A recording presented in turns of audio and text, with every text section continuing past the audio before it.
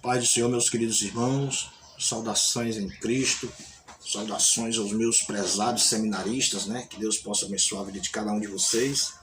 E hoje nós iniciaremos nossa aula falando sobre os mortos, né? Os que dormem, o sono, né, da eternidade. Qual o futuro deles, né?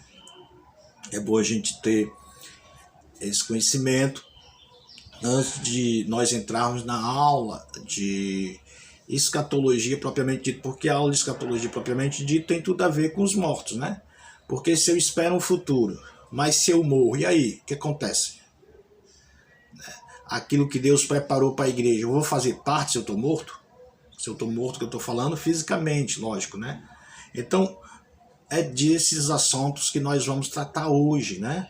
Na nossa aulinha de escatologia, né? Então, a primeira coisa que eu queria me referir era o mundo dos mortos. O que é o mundo dos mortos, né? Onde é que os mortos estão? Se a gente voltar aos gregos, eles vão dizer o seguinte: os mortos estão na ilha das bem-aventuranças, onde ficam aguardando o julgamento, né?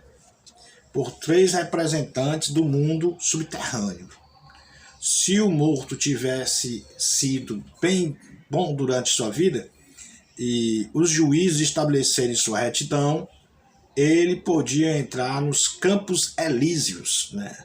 Um tipo de paraíso, e ali ele, de acordo com a mitologia grega, os mortos estariam em uma terra de música e luz, de doce e agradável. As almas boas viveriam ali para sempre, entre as alegrias simples de flores e campinas verdejantes, né? Era assim que o grego vê o mundo dos mortos, né? O cara vai pro morre, né? Ali no mundo, ele vai para a ilha das bem-aventuranças, e ali ele é julgado por 3 juízes do submundo, ou subterrâneo, e ali, se ele for aprovado, ele vai para os campos elíseos, né? E ali nos campos elíseos é onde eles viverão para sempre, ao som de música boa, bom vinho, né?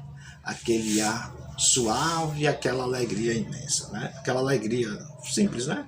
Vida simples. De acordo com a teoria da transmigração, a alma passa de um corpo para outro até ser purificada. Então, ela é autorizada a entrar na morada dos deuses, né? Então, os budistas chamam esse lugar de Nirvana, né? Enquanto que os hindus, Brahmanes, né? Dizem que a alma se une a Brahma, o poder universal. Então, enquanto que eles dizem que a alma vai passando de corpo em corpo até encontrar a perfeição dos deuses. E quando ela alcança a perfeição dos deuses, os budistas dizem que essa alma encontra o Nirvana, que é o lugar dos deuses, né? E vai habitar com os deuses. Enquanto que os hindus dizem que não. Eles são... eles dizem o seguinte, os hindus brahmanes, né? Dizem que ele vai se juntar a Brahma, né? E assim ao poder universal. Mas quem tem a razão dos dois? Será que a alma vai para os campos elíseos? Será que se torna um Brahma? Será que faz parte do universo? Será que o homem, depois de migrar de corpo em corpo, várias vezes vai, por fim, alcançar a perfeição e se tornar um Deus? Ou vai fazer parte do poder universal? Isso é, juntamente com Brahma. Então são essas as coisas que acontecem, né? A Bíblia diz que quem é que tem a razão, né? A Bíblia nos afirma que Cristo veio morrer por nós, sendo nós ainda pecadores, para que tivéssemos vida abundante aqui também no além. Segundo Timóteo 1:9 e 10. Segundo Timóteo 1:9 e 10, né? A imortalidade é um fato e Cristo veio nos trazer esta revelação. Onde estão os mortos, né? Então, se as trevas do paganismo, as trevas do pecado, eles nos traz, o homem ele vai transmigrar até virar um Deus. Outro diz, não, quando o homem morre, o ser espiritual dele vai para uma ilha e da ilha vai para um paraíso. Aí nós perguntamos assim, tudo bem, mas quem tem a razão? Aí já a Bíblia diz assim, não, Jesus morreu por nós, sendo nós ainda pecadores, para que nós fôssemos salvos. Salvos de quê? Quem tem a razão de tudo isso? Então, a gente vê que, de um modo geral, cada religião, eles têm uma certeza. Todo ser humano ele tem uma certeza que o homem, depois que morre, ele vai prestar conta pelos seus feitos. Então, o homem não é somente carne, o homem não é somente um corpo, mas o homem é o quê? O homem também é espírito, tem essa alma espiritual, tem essa parte espiritual que não morre, né? Mesmo com o corpo morrendo, essa parte espiritual, ela vai permanecer viva, né? E essa parte espiritual é eterna, ela não morre, ela nunca vai acabar. E se nós partirmos das religiões orientais até o cristianismo, a gente vê que todas elas afirmam isso. O homem, ele não termina a sua história com a morte, né? Porque se fosse, é muito triste, né? Você viveria o quê? No máximo 70 anos, 80 anos, e depois a sua história acabava como se você não tivesse simplesmente existido. Você não permaneceria na eternidade. Mas nós vemos que não, que o homem, mesmo depois de morto, ele permanece vivo, né? Ele permanece vivo.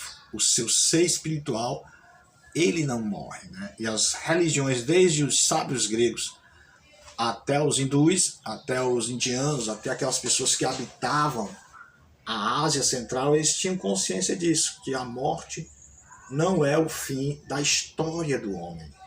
Então é isso que nós vamos estudar nessa disciplina.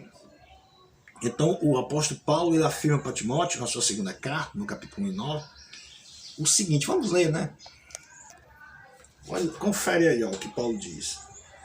Ele nos salvou e nos chamou com uma santa vocação, não por causa das nossas obras, mas devido ao seu propósito e à graça que nos foi concedida em Cristo Jesus antes dos tempos eternos, e que agora se manifestou pelo aparecimento do nosso Salvador, Cristo Jesus, que destruiu a morte, trouxe à luz a vida e a imortalidade pelo Evangelho. É bom nós prestarmos atenção nessa palavra imortalidade, aquilo que não morre, aquilo que não perece, né? E Paulo ele nos fala que Jesus nos trouxe através da imortalidade, através do Evangelho, nos deu a imortalidade através do Evangelho. Logo, o cristão que segue a Cristo, ele não morre, né? A sua imortalidade, a vida eterna. E Paulo diz assim, ainda, antes da fundação do mundo, né? Então, as bênçãos resultantes da vinda do Senhor Jesus a este mundo são incontáveis. São incontáveis. Na glória celestial, sermos revelados e usufruir, né, de inumeráveis outras bênçãos derivadas da vinda de Jesus aqui. Eles têm alcançado ilimitadamente aqui na eternidade, né? Então, os limites dessa salvação é ilimitado, tanto aqui como na eternidade, onde o cristão ele pode usufruir essas bênçãos, né? No Antigo Testamento tinha a palavra Sheol, que no Novo Testamento equivale a Hades, e que designa o lugar para onde iam todos os mortos após a morte. Então, justos e injustos, havendo, no entanto, nessa região, na região dos mortos, uma divisão no meio, que do lado estavam os bons e do outro lado estavam os perdidos, né, os que iam para a danação eterna. Era chamado o lugar bom seio de Abraão e paraíso, né?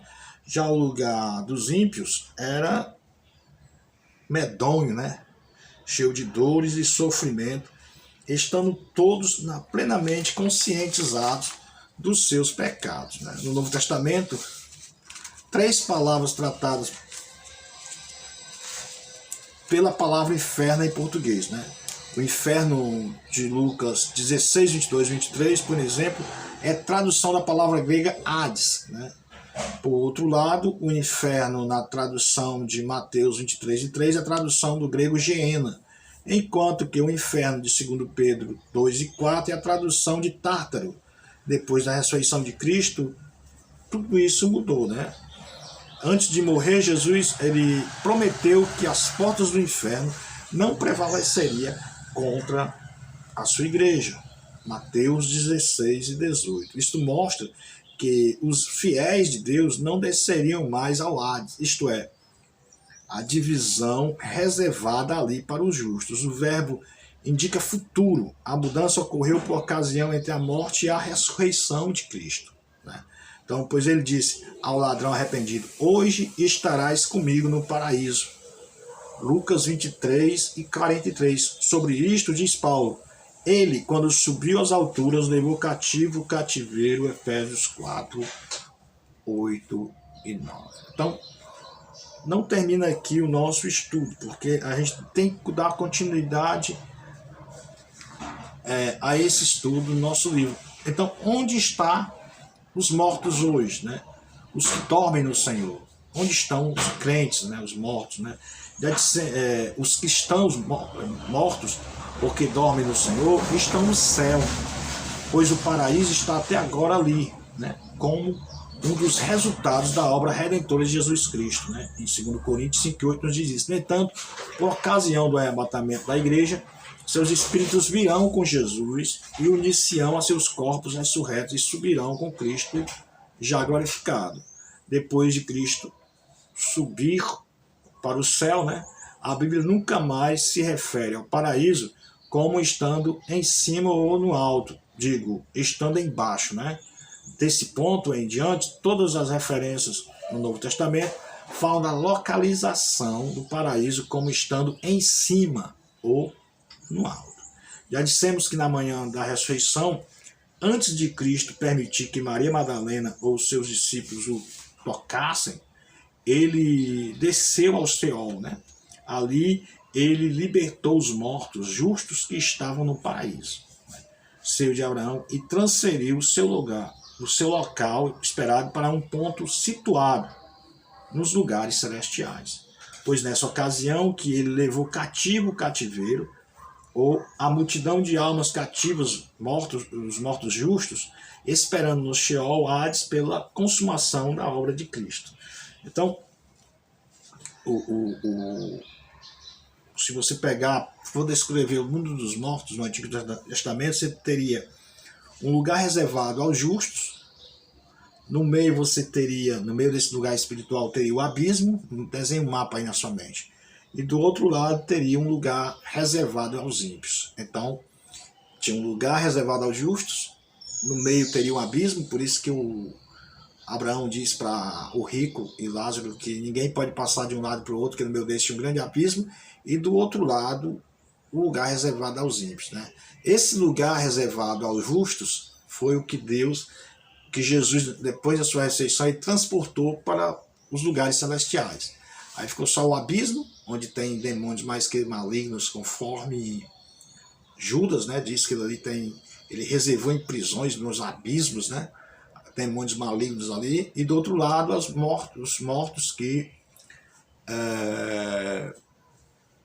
viveram no pecado e não se arrependeram. Então, hoje, quando um crente morre, ele não vai mais para o Hades, ele vai estar com Cristo. Paulo disse que desejava partir e estar com Cristo, em 2 Coríntios 5, 6 e ao 8. O apóstolo Paulo é enfático ao expressar que está ausente no corpo na morte, ele está presente com o Senhor. Então, portanto, os mortos justos estão presentes com Cristo agora, ou seja, estão onde Cristo está. Então, quando Paulo diz que ausente no corpo na morte, ele está presente com o Senhor, então eles estavam com Jesus naquele momento ali, depois da sua morte. Então, vamos dissecar esse assunto, né? Vamos falar mais pausadamente sobre ele, porque é um assunto interessante, é um assunto que nos interessa, é um assunto que nós devemos estar com eles em mente. Vamos trabalhar ele bem trabalhado, até nós entendermos tudo, né? Todo o conselho de Deus, como disse Paulo. Então, meu querido irmão, vamos abrir o nosso livro e vamos ver, só dissecar um pouco sobre esse assunto tão maravilhoso, né, e tão importante para a nossa vivência espiritual, né? A morte, antes de tudo, é um fenômeno biofísico ou biofisiológico, que, portanto, afeta todos os seres vivos corpóreos e consiste na cessação da vida. Esta cessação manifesta pela extinção das atividades vitais, que é crescimento, assimilação e produção no domínio vegetativo. Ele fala também que a cessação também de consciência e apetites sensoriais, juntamente com o movimento desses destas resultantes. No domínio sensitivo, né? Depois da morte, opera-se a descomposição mais ou menos rápida do organismo, seja sua resolução na matéria anorgânica, que dele fazia parte. Este processo visível mostra que ocorreu aquilo que constitui a verdadeira essência da morte, a saber, que o princípio vital, a alma, se separou do corpo porque este, devido à idade, à doença ou à lesão orgânica, não mais é capaz de ser portador ou sujeito, né, de vida, né? Então, nos primeiros dias de Adão e Eva, talvez eles não soubessem disso. Como é que eu morro, né? Se Deus me fez, como é que eu vou morrer? Por onde é que sai a alma? Porque o homem sabia que o homem, ele é corpo, alma e espírito quando Deus o fez, né? Então, como é que eu vou dizer que alguém está morto, né? Quando não tem mais os sinais vitais, né? Quando não tem mais sinais vitais, quando ele não tem mais apetite, não tem mais assimilação, não tem mais domínio, né? Então, ele é muito fácil, né? Pouco tempo depois, ele entra em estado de decomposição, né? Mas eles não sabiam disso, né?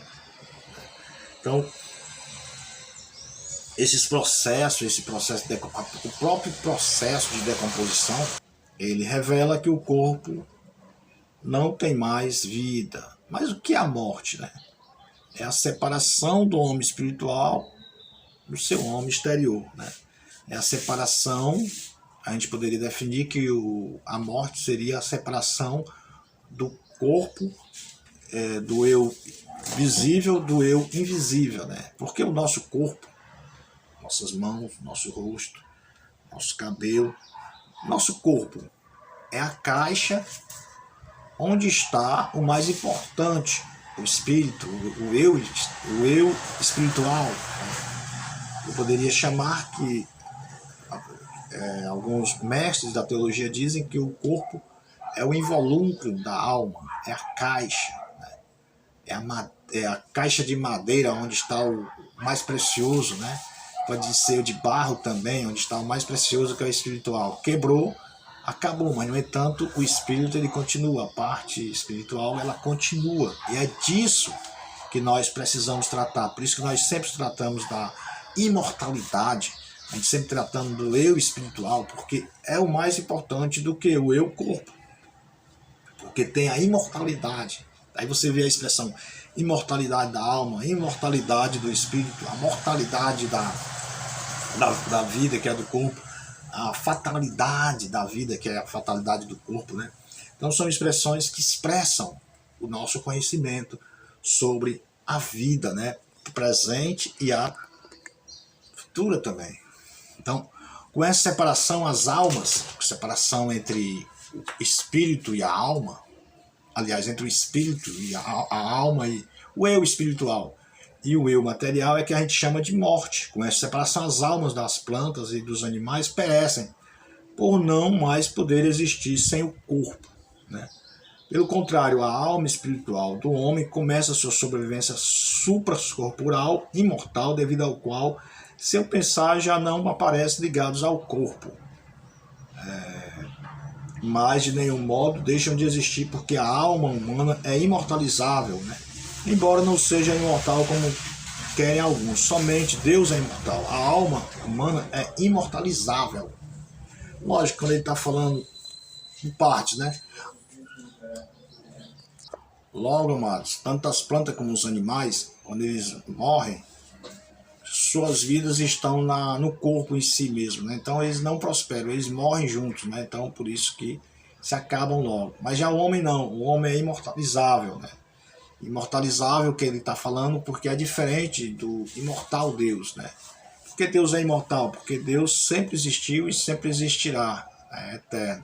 Enquanto que o homem passa a ser imortal a partir de quando ele passa a existir, a partir do seu nascimento, né? Então, a alma do homem é imortalizável, né? É imortal. Enquanto que a alma do animal, da planta, ela perece juntamente com o corpo delas. Então, a gente vamos ver agora alguns conceitos etimológicos da palavra morte, né? A palavra hebraica para morte é mut, né? E da grega é thanatos, né? Das quais nossa palavra portuguesa morte é uma tradução exata, né? Os hebreus e gregos usaram outras palavras muito definidas para expressar a ideia de morte. Analisando estas palavras, encontramos o verdadeiro significado da morte física, né? A gente está falando de morte física, né? Então, primeiro, ele fala sobre gava, né? Essa palavra hebraica significa expirar, dar o último suspiro. Com esse sentido é que usa Gênesis 6:17, né? Dar o último suspiro, expirar, gava, né?